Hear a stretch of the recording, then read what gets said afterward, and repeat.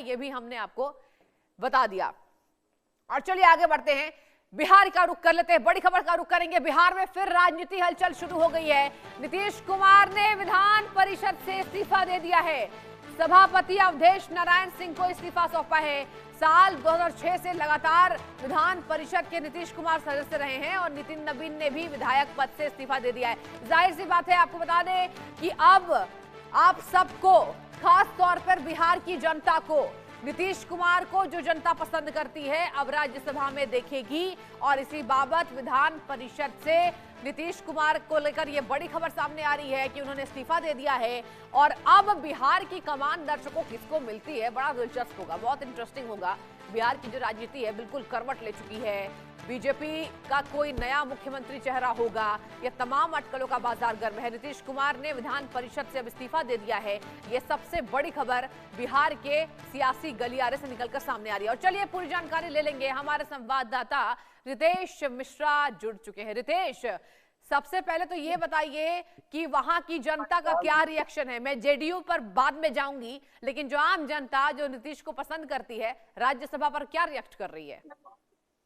बिल्कुल, देखिए कि जिस दिन ये फैसला हुआ कि नीतीश कुमार राज्यसभा जाएंगे, आप देख लीजिए कि भले ही वो उनकी विचारधारा से सहमत नहीं हो, हाँ। लेकिन सभी लोग सोशल मीडिया पर आप देखिए अमूमन नेताओं को गाली पड़ती है, लेकिन नीतीश कुमार ऐसे नेता हैं जिनको लेकर इमोशन, संवेदनाएं निकलकर सामने आई। खास तौर पर महिलाओं में अगर देखें तो नीतीश कुमार का एक अपना क्रेज है। तो सोशल मीडिया पर बाढ़ आ गई थी। और अभी भी अगर हम बात करते हैं आम जनता से, गांव में बात करते हैं, शहरों में बात करते हैं, तो वो एक ही बात बोलते हैं कि नीतीश कुमार जैसा दूसरा मुख्यमंत्री बिहार को नहीं मिलने वाला है। और उंगली पर वो उनके कामों को गिनाते हैं, चाहे आप रोड के कनेक्टिविटी की बात करें, ब्रिजेज के कनेक्टिविटी की बात करें, नौकरी रोजगार की बात करें, लॉ एंड ऑर्डर की बात करें। नीतीश कुमार का काम जो है वो माइलस्टोन रहा है, ये सभी लोगों को याद रहा है। आप देख लीजिए कि एक महिला के कहने पर इतना बड़ा फैसला उन्होंने लिया। साल 2016 में शराबबंदी बिहार में लागू कर दी।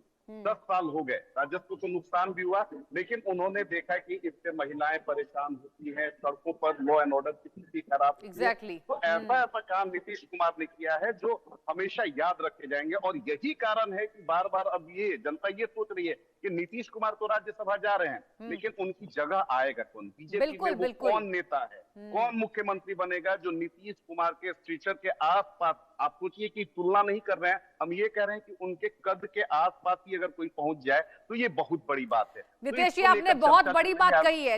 रितेश, ये आपने बहुत बड़ी बात कही है कि उनके कद के आसपास भी कोई पहुंच जाए तो ये बहुत बड़ी बात होगी। सबसे पहली बात तो देखिए ना रितेश, कि कोई ऐसा मुख्यमंत्री जिसकी छवि इतनी साफ सुथरी, वो भी बिहार में साफ तौर पर कहा गया कि बिहार के राजस्व को पहले नुकसान पहुंचाया गया, पहले की सरकारों ने जिस तरीके से काम किया है। हालांकि नीतीश को लेकर सुशासन बाबू की छवि तो जरूर रही है। और देखिए, जब मैंने बिहार कवर किया था तो हमने देखा था जमीनी स्तर पर रितेश, जमीनी स्तर पर नीतीश कुमार की लोकप्रियता है। ऐसे में बहुत मुश्किल होगा। क्या रितेश बीजेपी के लिए भी मुश्किल हो रहा है? किसको चेहरा माने भाई?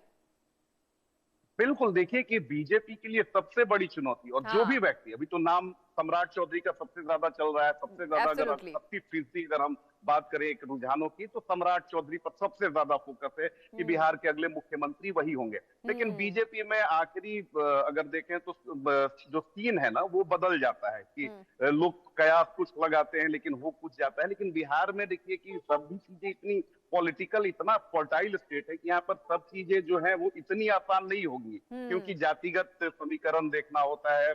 इसके अलावा चेहरे की बात करें तो चेहरे के तौर पर सम्राट चौधरी ने खुद को प्रूव किया है, चाहे वो बतौर आप देख लीजिए कि अभी वर्तमान में डिप्टी सीएम है, गृह मंत्रालय उनके पास है, तो उन्होंने प्रूव खुद को किया है।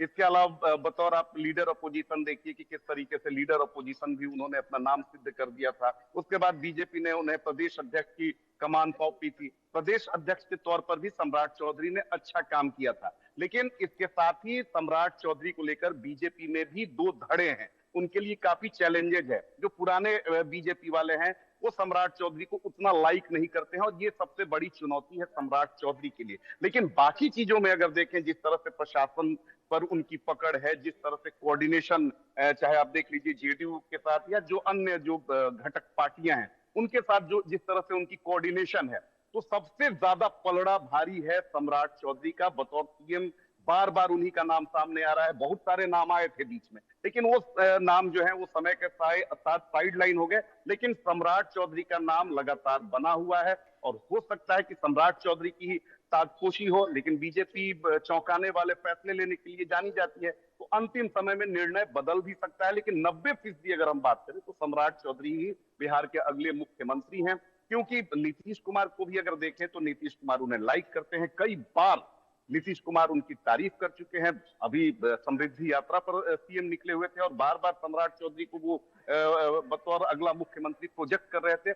इसलिए सम्राट चौधरी का पलड़ा भारी है। लेकिन मैंने पहले ही कहा कि नीतीश कुमार बनना सभी के लिए इतना आसान नहीं है। बहुत सही रितेश, बिल्कुल ठीक फरमा रहे हैं आप कि नीतीश कुमार बनना सभी के लिए इतनी आसानी वाली बात नहीं है। यहाँ राज्य बिल्कुल अलग है, जज्बात अलग हैं, जनता का मूड अलग है।